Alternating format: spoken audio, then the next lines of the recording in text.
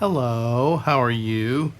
Um, what I'm going to do today is show you how to do a cloth cover on your text block, which hopefully you've done. I made this one yesterday and take me too long, maybe about an hour. I did 12 signatures with about 4 pages apiece, and I did a Coptic stitch on there. You can't tell very well, but um, it's just a simple stitch. I think I realized I like that one the best.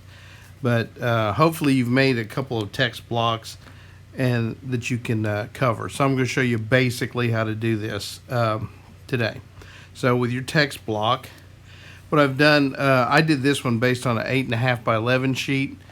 So what I do is I cut my book board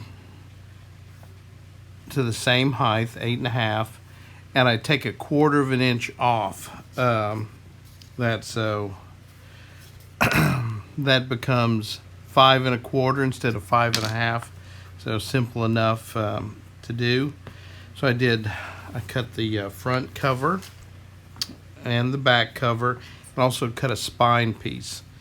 To figure that out, what you need to do is measure the thickness of that, and mine was 5/8 of an inch, so it'll vary depending on how big you make your text block. So that's how big mine is.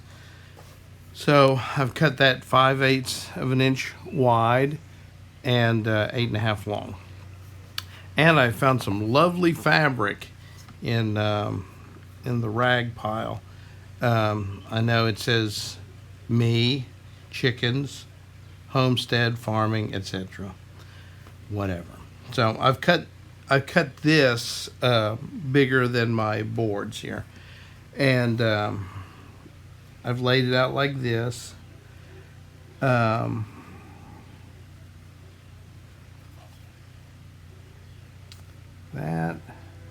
and where's this piece? Okay, there. And you want to lay it out like this. You want to put a 1/4 inch gap between the front cover of the spines, and you can measure that out, or usually the width of a standard pencil is about a 1/4 of an inch, so you can do it that way if you don't want to measure. So but it's okay to learn to measure, no shame in that. And I cut my fabric a little bit larger, maybe a 1/2 inch minimum. Get it lined up a little bit better, and you can draw out a little template on here so you'll know what's going down. Of course, I cut the book board with my razor knife and a straight edge. So again, if you need help with that, get an adult or somebody competent. And I just cut my fabric with scissors. So what we're going to do is this. We're going to just start gluing these boards up. What I've done here is I've gotten my glue here. You can use your Elmer's glue for this one, the liquid glue.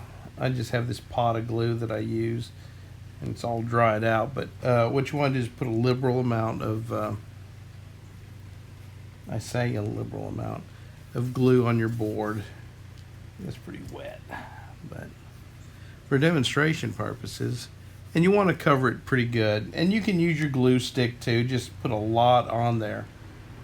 Ooh, that looks gloopy, doesn't it? Gloopy. Okay, that's lame. All right, so I'm just putting a liberal amount of glue on that. You want to get to the edge. Hopefully that'll hold. I'm just going to lay your board down. If you don't get it straight, that's fine. Just make all your subsequent pieces straight or flush to that. So I'm going to use this method here of the pencil. Give us some more of this deliciousness here. I'm going to do my spine like that. Should let that sit a little longer. So I'm going to lay that in here like that. You want to get it even. Like I said, the pencil will help you do that. So get it lined lined up. Okay, and now I'm going to put this other piece of the board on too. Yummy.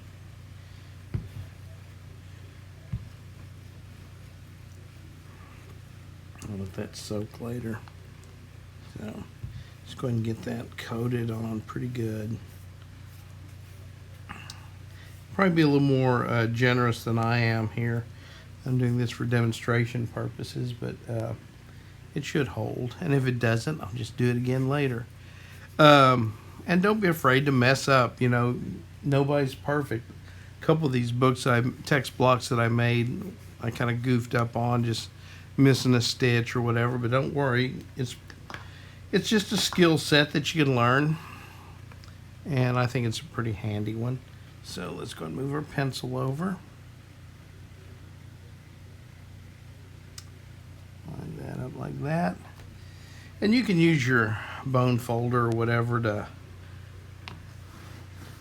mash it down if you want.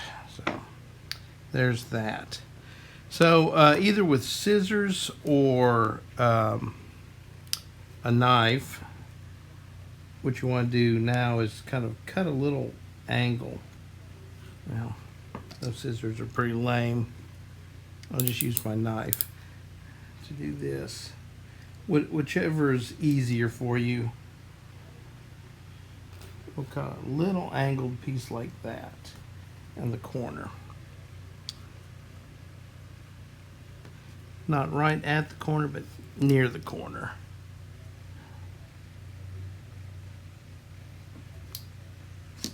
It's just like making a little book cover. Back in the olden days, we had to have book covers on all our textbooks in grade school. There's that. I'll cut this one. Sorry for that reach across, kids, there.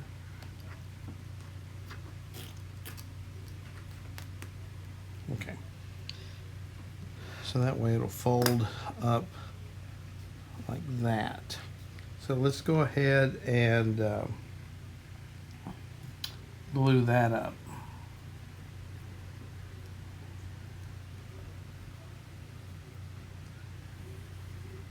And get it near the edge there like that.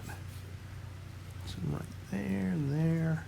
Some people like to cut little divots right there, and you certainly may. It's not necessary. I have a feeling this book's going to buckle a little bit because it's so wet. But just kind of take that and pull it over like that.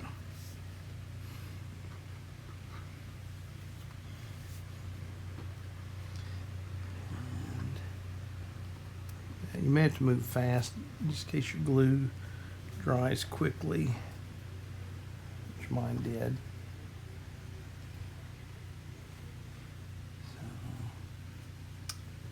So, down like that. He says, oops, there.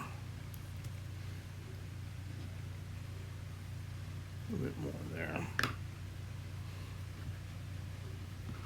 Hold that over.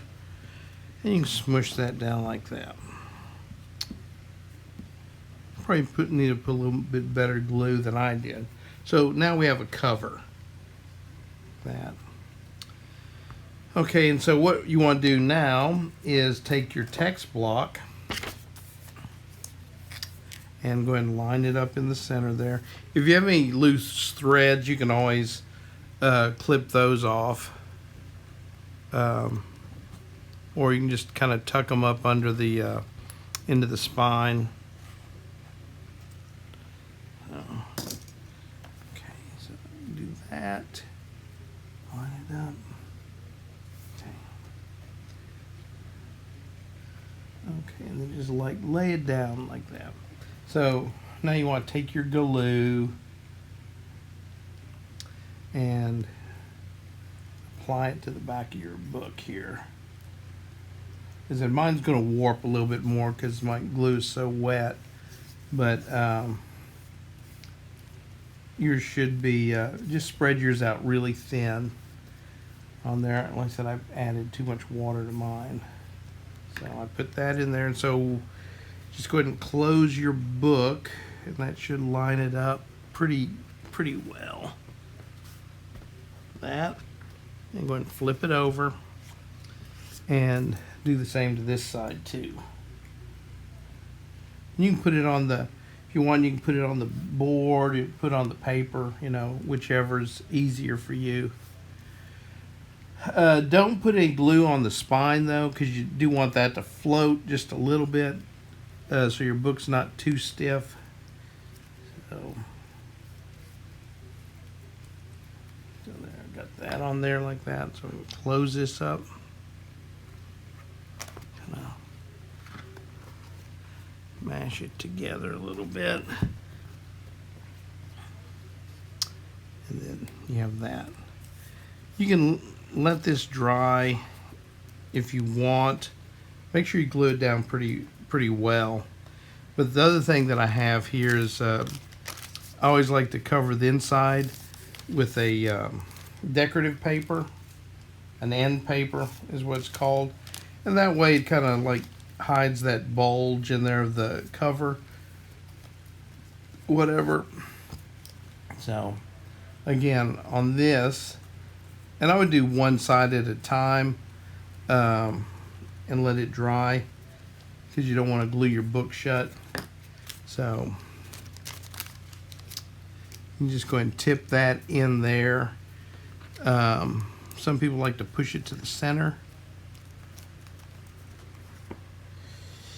Bone folder, and then you can smush that down like that with your bone folder.